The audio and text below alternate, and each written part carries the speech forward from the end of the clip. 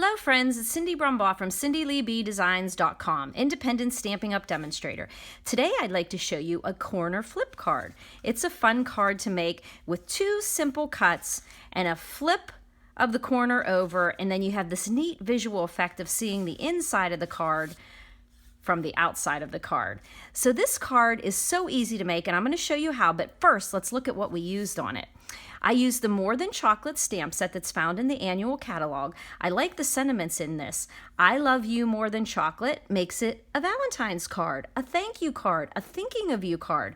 But this sentiment here, hope things get better for you soon, makes this a great card for get well. Hope things get better for you soon. All you need is chocolate. Chocolate makes everything better. And it's also a good encouragement card when somebody's going through a rough time or a challenging time.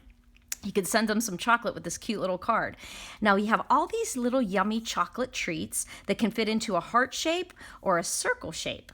So to get started, let's look at this card. So of course I used chocolate chip cardstock on this card. And it's retiring, so if you don't have it, you want to pick some of it up. I also use Blushing Bride, Whisper White, and then I use the gold foil sheets to accent the pinks and browns on the card. So to get started, we're going to learn those two simple cuts that you make to flip it over and give this wow to the card. So we're going to use a piece of Blushing Bride, a half sheet of a regular size cardstock. It's going to be 5.5 by 8.5. So 5.5 by 8.5. We're going to put it into our Stampin' trimmer. We're going to keep our scoring blade at the top and our darker cutting blade down at the bottom of our trimmer. So we're going to put the 8.5-inch side up along this raised portion of the Stampin' trimmer, which is great to align things, and we're going to put the left side at 4.25. Now don't worry about writing down all of these measurements because all the measurements and all the materials I used are always on my blog post for this card, and that's CindyLeeBDesigns.com. So we're going to lay down our clear ruler guide and we're going to score at 4.25 to create our card base. Now leaving the card in the trimmer, we're going to slide the left side over to 3 inches. So at 3 inches, and then we're going to get ready to make our first cut. Now you'll notice when you lay this clear guide down, it's very easy to see the ruler against the light colored cardstock. But if we were using a darker colored cardstock, it's difficult to see those marks on the ruler. So what I do is I take a lighter colored piece of cardstock and I just line it up on the left side of the cutting groove so it's not impeded if I'm using my cutting or my scoring blade, and I just put it down there, and you'll notice how easy now it is to see the ruler through the clear guide when you have a lighter piece under it. So that's just a little tip whenever you're using a dark piece of cardstock. So back to our Blushing Bride. We're at 3 inches and we're going to put our finger down underneath the clear guide because we don't want to accidentally put any cut marks or scrapes into our paper. We're going to take this little pointer that's on your cutting blade and we're going to put it at 2.5. Okay, so we put it at 2.5 and we're going to cut down to 4 7/8. Now 4 7/8 is 2 little tick marks above the 5-inch mark. So we're going to go from 2.5, cut down to 4 7/8. And we've got our first cut. Now we're going to take our sheet of paper and we're going clockwise, one turn, 90 degrees, and we're going to have the left side here at 3 inches along the 8.5-inch side. And your cut mark should be parallel to your raised portion up here, so you'll know you haven't turned it the wrong way. So you'll see that cut line there. Now we're going to take our cutting blade and we're going to cut from 3 inches to 5 7/8. So if you put it at 3 inches, you'll notice that you are right at this line that we just cut. So you're going to go 3 up to 5/8. Now 5/8, if you go from the top of your Stampin' trimmer, you have a 1/2 inch. You're going to go down 2 little bips to 5/8. So we're going to cut from 3 up to 5/8. That last little push is always there. Okay, so there we have our cut line. And then you'll see it's freely moving. We can set our trimmer aside. Now here is a little tip too. If you happen to cut these and there's a little part still connected, don't try to force it. If you can, just use an X-Acto knife to clean up that corner tip, or just put your paper snips in there. But we got lucky here on the video and it turned out right. So next thing we're going to do is take the top right corner and we're going to be flipping it over to create that flip. So to do that, you're going to want to make sure that you have your scoring tool handy, just like I did a minute ago. So have not your scoring tool, your bone folder, I score so many times with it, I always call it my scoring tool. So we're going to take this and we're going to fold it over. Now, this is a good reference line here, this score line, because we're going to want to have this corner flip here. When we flip it over, we're going to want this edge to be parallel with an equal amount the whole way down along here when we fold it. So just use this line as your reference point, and we're going to fold over, and we're just kind of being a little bit gingerly with it, and then we'll see whenever we're at, there we go, and then we're going to take our bone folder. And that's where it's imperative to have that bone folder, because it works so nicely to get a nice crisp line on those folds. Now you'll notice sometimes when you're cutting, you'll have a little bit, it's not like a jaggedy edge, but a little bit of a curved edge. And so what I do there to clean up that curved edge, sometimes I'll use my fingernails, but then sometimes I'll end up putting a groove from my nail. So I just use my bone folder and I just kind of rub it back and forth, and that cleans up that edge also. Now, this square, if you were to draw a line here and here, is actually 3 inches because we cut from the 3-inch mark.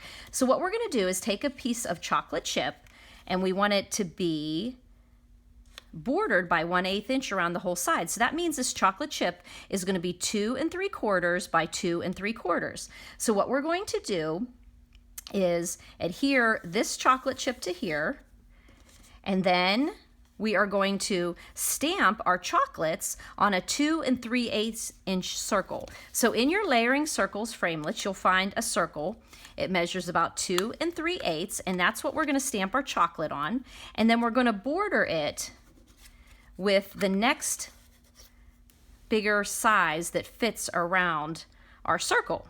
And that's the scallops in the layering circle set. And so we have our gold to layer the 2 3/8 circle on.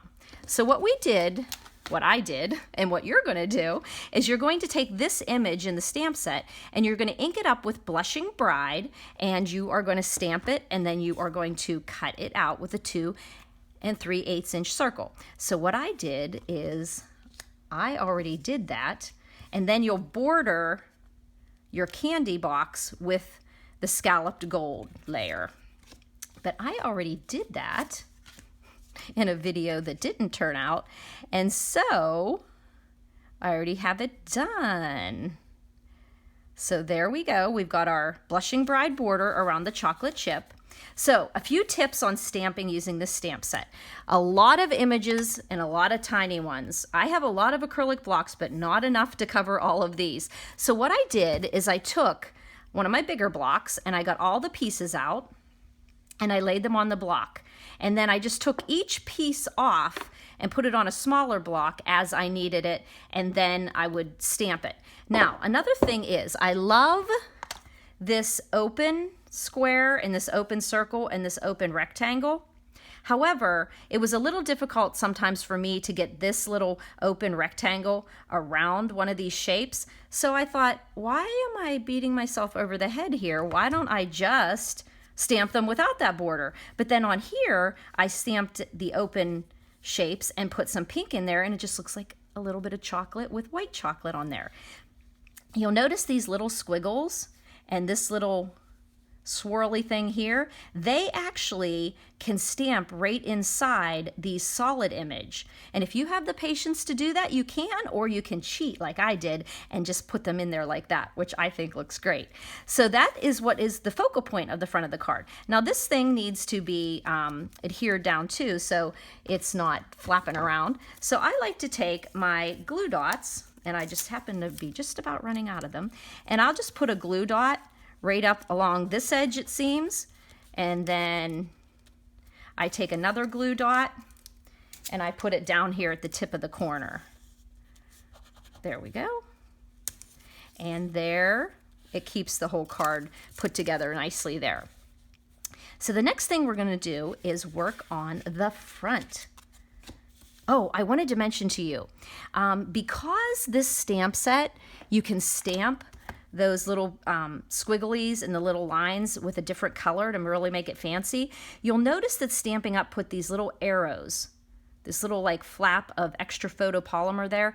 So whenever you stamp this image into this image, you want to make sure that you're stamping the same way and matching up those little goobers on there. Now that's a great way to help you, but it can also be a little bit of a hindrance. So make sure whenever you stamp your image that you make sure you don't have any ink on that little nub that comes off of there, because a few times when I was stamping, I caught an edge. So just be careful to look at it, and if you see any stamp on that little nubby thing, just wipe it off before you stamp it. Then you'll have no problem. So the next thing we did is work on the inside of the card. So let's fold this over so that we have that fold. We're going to come back to the front, but in the inside, I just used a piece of chocolate chip as my, because we're going to do the chocolate chip and the white. So this is 4 by 5 1/4, and then I just adhered it using some of my snail, or of course you could use Tombow glue or whatever your favorite adhesive is. And then I always end up doing it this way because I can see 3 edges here. So I match up so that I have 1/8 inch around all the sides. There we go. So we've got the chocolate chip.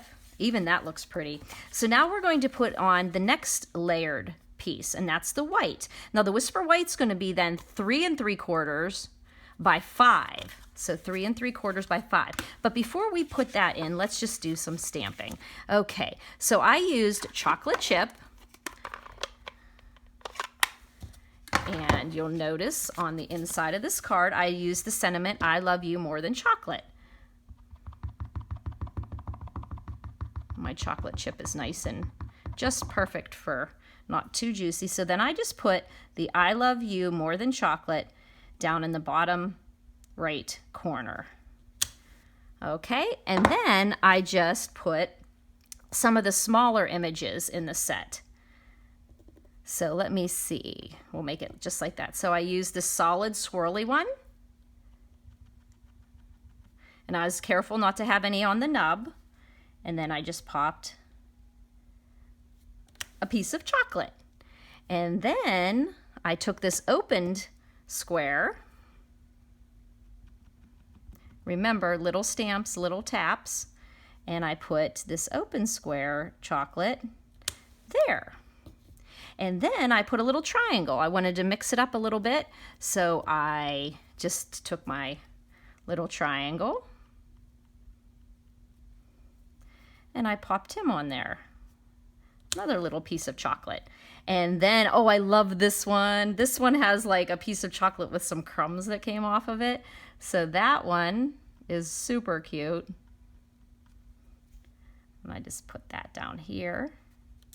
Okay, and then I thought, oh, we need a little pink in there. So I took my Blushing Bride. Excuse me. Excuse me. And I put some little swirly icing on my open square there. So I just inked it up with my Blushing Bride, and then I just popped it right in the middle of the open square there. Now I can take this and pop it into the inside of the card.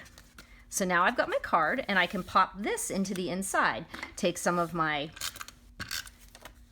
Tombow, not my Tombow, I usually use Tombow, my snail, and pop it into the card. Just make sure I have that nice border that's equal around all the sides. Little stickler on that, huh? There we go. So we've got the inside done. Now we have to work on the outside. So the outside's pretty simple. I just use the Sunshine Wishes framelits to cut out the word love out of the gold foil. I just had some scraps of gold foil. This one was 1 1/4 by 2 3/4, and I just cut it out with me using my Big Shot, and then I had the word love.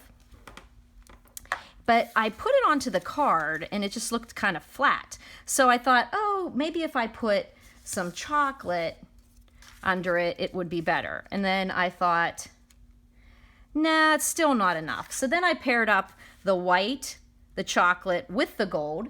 So what I did was I took 2 pieces of scraps, and the chocolate one, I cut them both to 3 1/2, but the chocolate one is a 1/2 inch and the Whisper White one is 3/4 of an inch.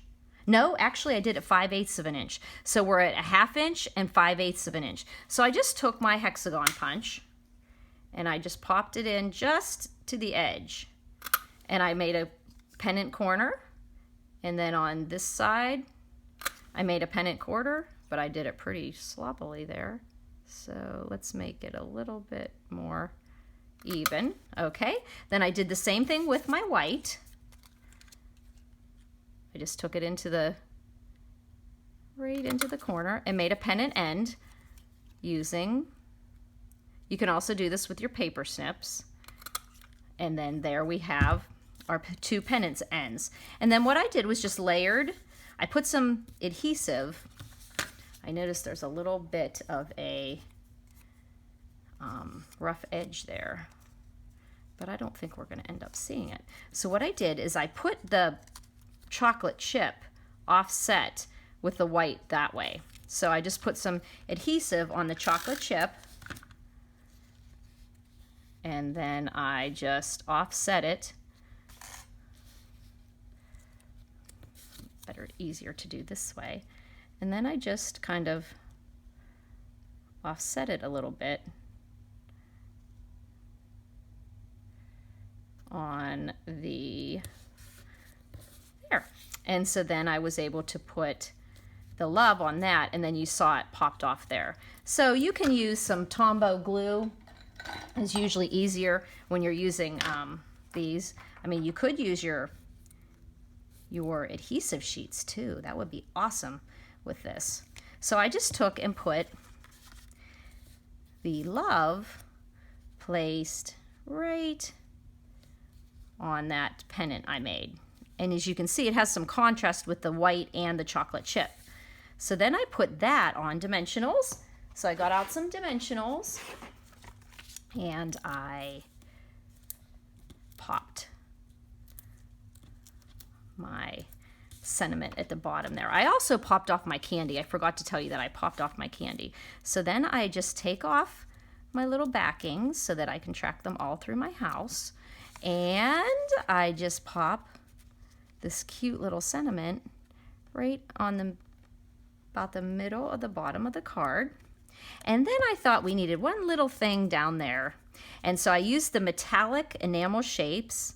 There's hearts and circles in it, but of course the heart was perfect with love. So I stuck that little heart right off of the chocolate chip, and that finished off the card. So you've got some gold here, gold here, gold here, and then we used white and white and white. We used pink and pink and pink.